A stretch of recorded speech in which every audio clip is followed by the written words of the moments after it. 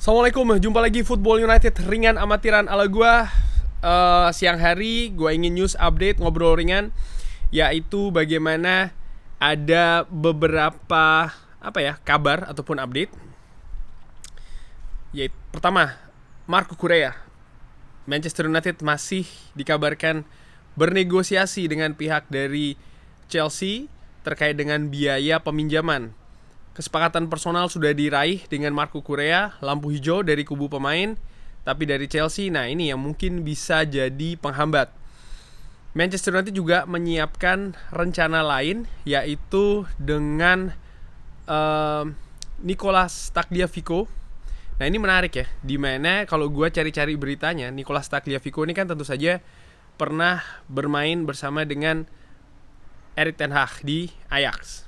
Artinya dia bermain di bawah asuhan dari Erik ten Hag di Ajax. Ketika Erik ten Hag ke Manchester United musim lalu, Nicolas Tagliafico itu juga sempat dikabarkan diminati oleh Erik ten Hag untuk dibawa ke Manchester United sebagai salah satu opsi di bek kiri.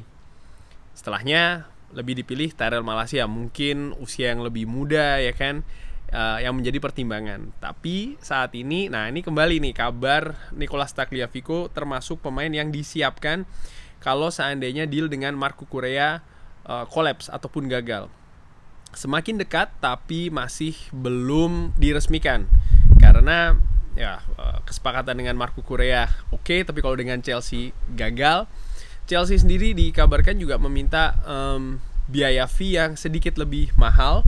Yang gue dapatkan cukup tinggi lah ya, tapi Manchester United nampaknya ingin di angka 2 juta atau 3 juta, sekitar angka tersebut. Lalu bagaimana gaji dari sang pemain, nah ini kan juga didiskusikan apakah akan dibayar penuh atau dibayar sebagian oleh Chelsea dan juga Manchester United.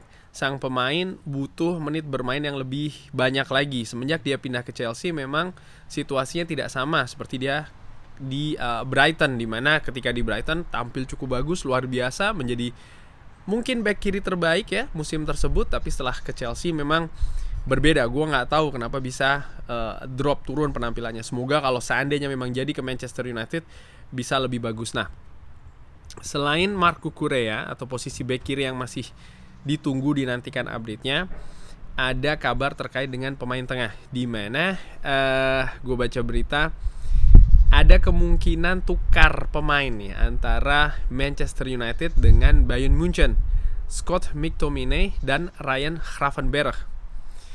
Bagaimana gue menilai kabar ini? Gue belum tahu apakah ini benar atau tidak, tapi kalau seandainya ini betul, bagus sih, bagus dari sisi klub dan juga pemain. Dimana situasinya sama, Ryan Gravenberch tidak mendapatkan kepercayaan penuh dan ini berujung dengan menit bermain yang tidak banyak ya di Bayern Munchen.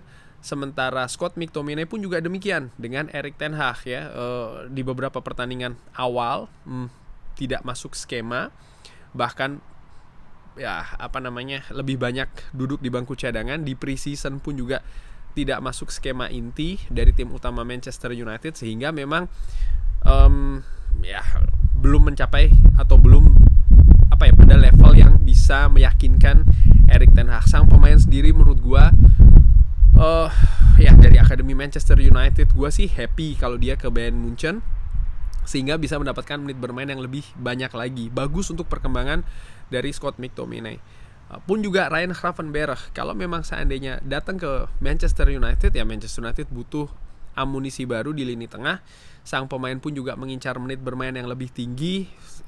Targetnya jelas ya, bisa mapan di tim oranye, di tim nasional Belanda. Sehingga nampaknya ini merupakan win-win solution bagi semua pihak, bagi pihak pemain, klub dan juga manajer. Cuman ya gue belum tahu apakah kabar ini betul atau tidak. Gue harapkan sih ya kalau memang iya, ya ini berarti Sofyan Amrabat tidak jadi merapat. Nah ini juga Sofyan Amrabat semakin kesini semakin menjadikan tanda tanya besar gue. Oke, memang ada teori di mana Manchester United belum bisa bergerak mendatangkan Sofyan Amrabat karena financial fair play. Klub harus melepas satu pemain dulu kan ya, di samping Fred, apakah itu Scott McTominay atau Donny van de Beek.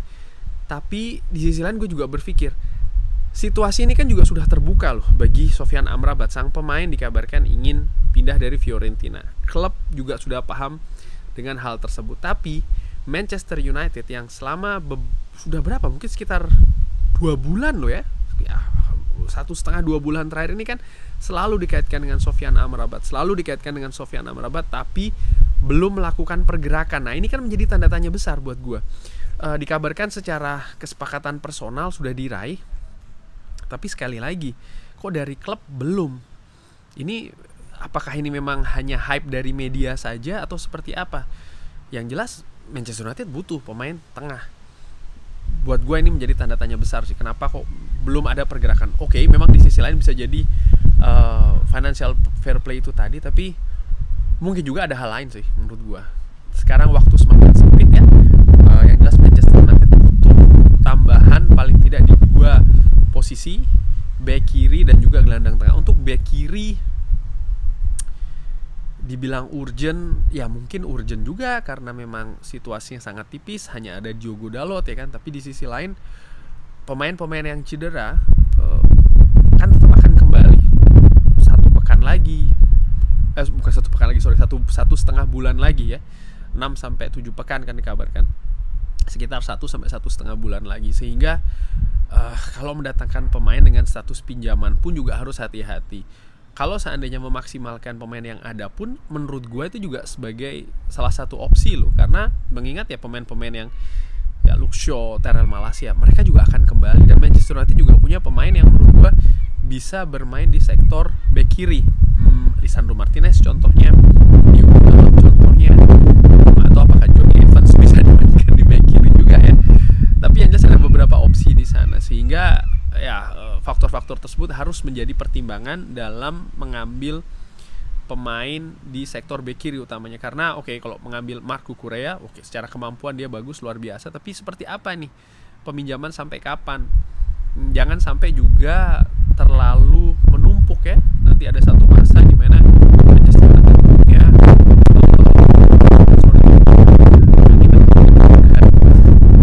tidak mengganggu videonya, sehingga terlalu menumpuk di sektor back kiri. Ini yang tidak gue harapkan. Gue lebih melihat sih sebenarnya prioritas ada di sektor ada di sektor pemain tengah, di mana terlalu mengandalkan Casemiro sekali. Faktor Casemiro dan juga Bruno Fernandes gue lihat di Manchester United di 3 pertandingan terakhir ini terlampau besar. Maksud gue apa? Harus disiapkan backup dan juga rotasi serta kompetisi. Itu penting menurut gue. Kalau tidak ya terlalu riskan ya. Sebentar lagi Liga Champions akan mulai, undian akan dilakukan setelahnya group stage ya kan. Ini berarti apa? Manchester United dalam 1 pekan sudah tidak bisa seperti pertandingan-pertandingan awal nih, 1 pekan 1 pertandingan, 1 pekan 1 pertandingan. Ini mulai akan ketat. Mungkin 3 hari sekali harus bermain lagi, dan ini menurut gue sangat-sangat riskan.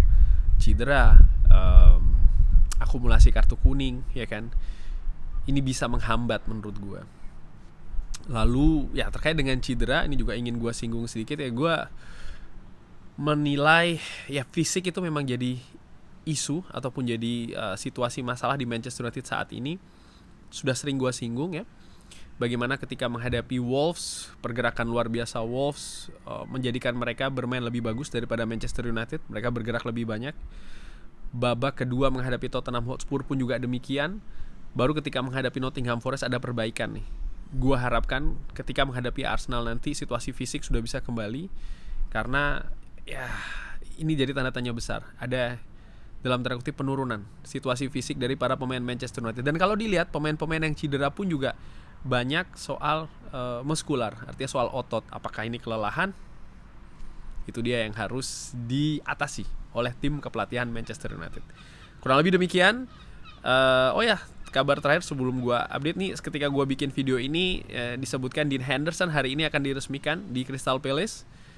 Gue masih menantikan apakah hari ini juga akan ada Here We Go Altabayindir atau bahkan langsung diresmikan di Manchester United. Kalaupun iya, insya Allah pasti akan gue update lagi di Football United ringan amatiran ala gue.